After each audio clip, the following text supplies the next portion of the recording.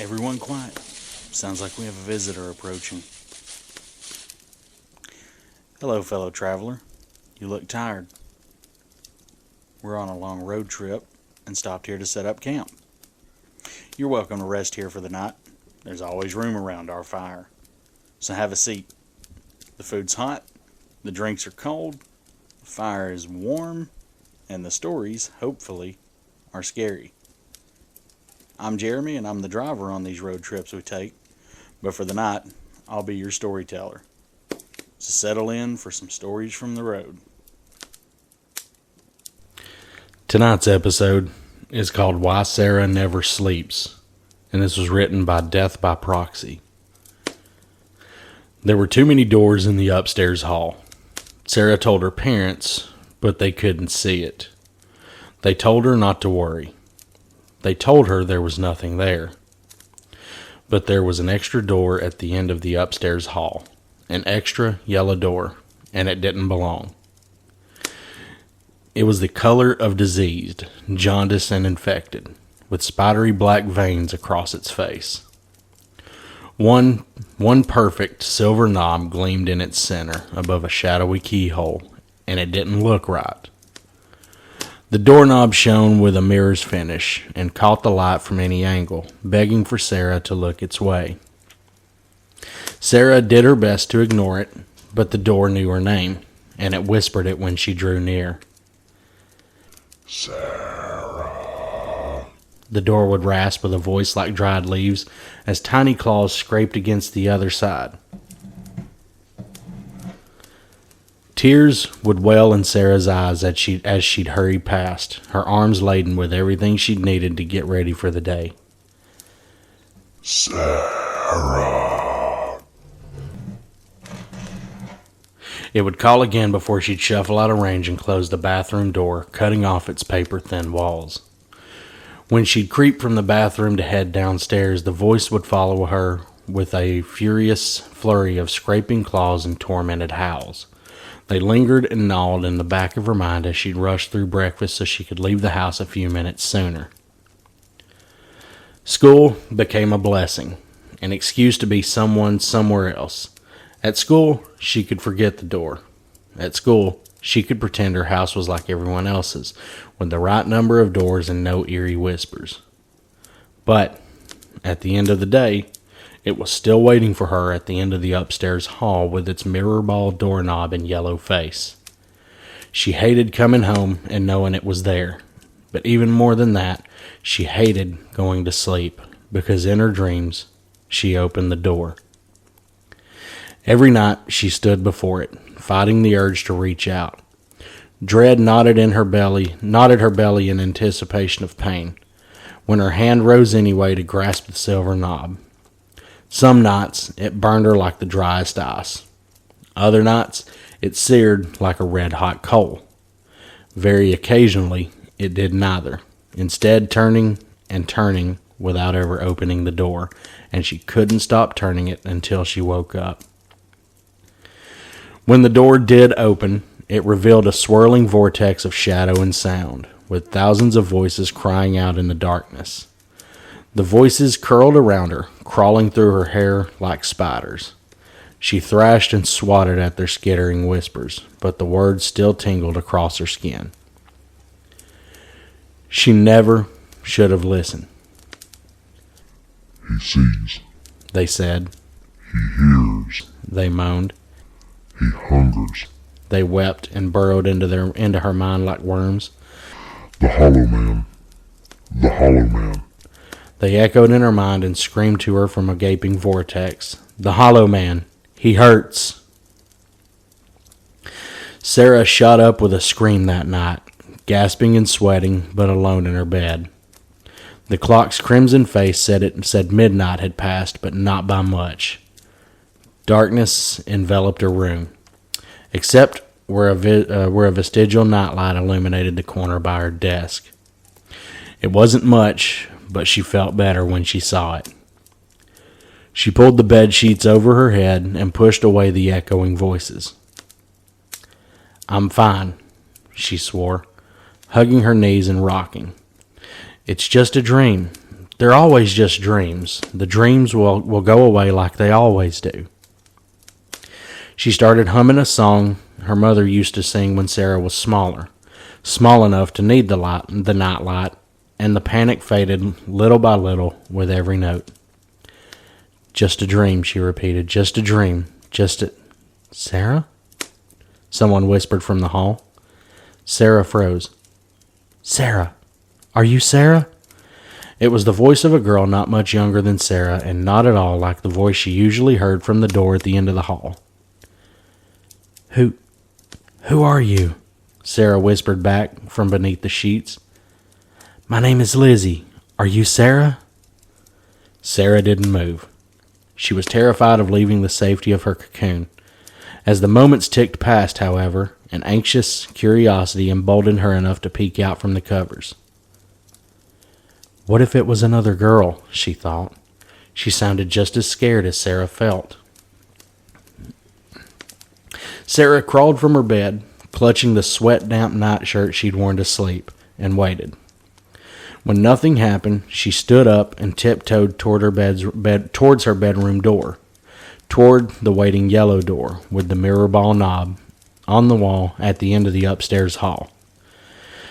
When she stood before it, her stomach lurched, and for a moment she couldn't tell if she was going to vomit or faint. Please, the door said in the young girl's voice when Sarah got close. Please, are you Sarah? Sarah opened her mouth to answer, but her voice was a tiny squeak of nothing.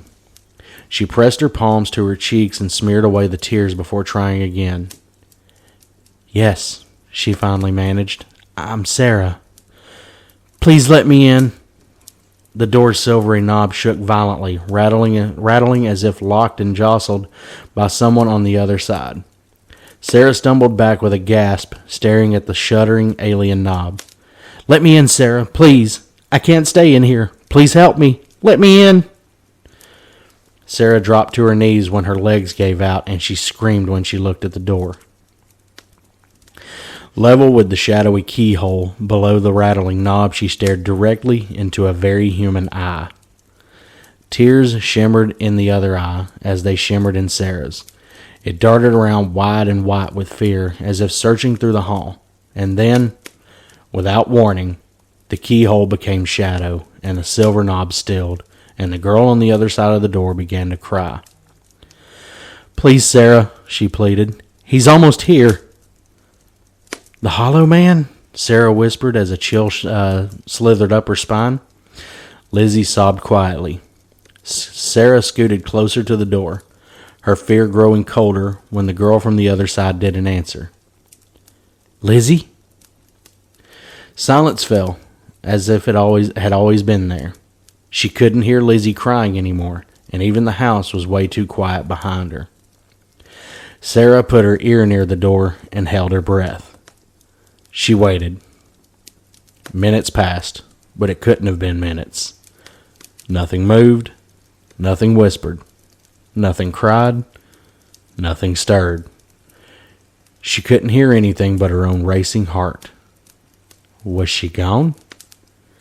Lizzie, she tried again, afraid the Hollow Man had taken her. He's here, Lizzie whispered at last, almost in her ear, as though Lizzie's lips pressed tight against the keyhole.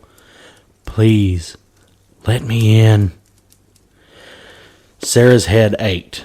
The world was a little fuzzy around the edges, and it was harder to focus than before. She had to stand up. She didn't dare touch the sickly door, but her legs felt too wobbly and weak to support her. She reached for the knob with a trembling hand. Please, Sarah. Please. Lizzie's voice was getting smaller. Grasping the mirror ball knob, she pulled herself up from the floor. It moved noiselessly beneath her hand, gliding without resistance, and she opened the yellow door. A lonely expanse of normal wall inched into view, and she felt sick. She worried at her thumb in confusion, and extended a trembling hand to touch the wall behind the door. It was solid and as normal as the wall at the end of the upstairs hall shouldn't be, but her stomach churned. She gently closed the door, which issued a soft click as the latch sprang into place. She waited. She hardly dared to move or breathe as she listened to the night, waiting for the door to speak again. Hours passed in oppressive silence, even though it couldn't have been hours, and the door had nothing to say. Sarah grew sleepy, too sleepy to keep standing, too sleepy to remember why she was standing so still at the end of the upstairs hall. It was time to go to bed. It's just a dream, she remembered, turning away and rubbing her eyes. They're always dreams. Shuffling to her bed was like swimming through jello, and most of the way there she couldn't keep her eyes open. Luckily, she knew the way.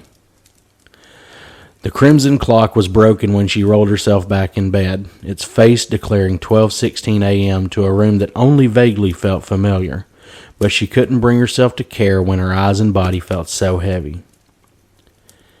"Sarah," Lizzie whispered, but it couldn't be a whisper.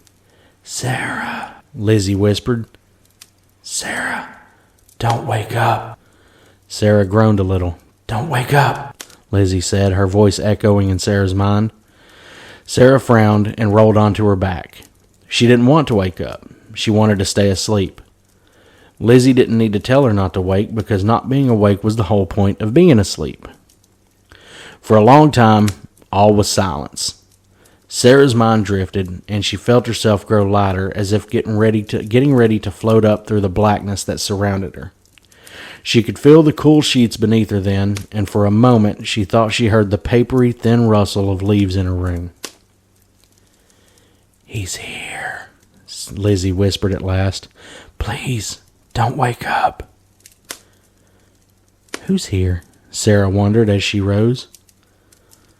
His hollow face on eerie mask, with hollow voice, at doors will ask, to be invited in to bask, above his flavored midnight snack.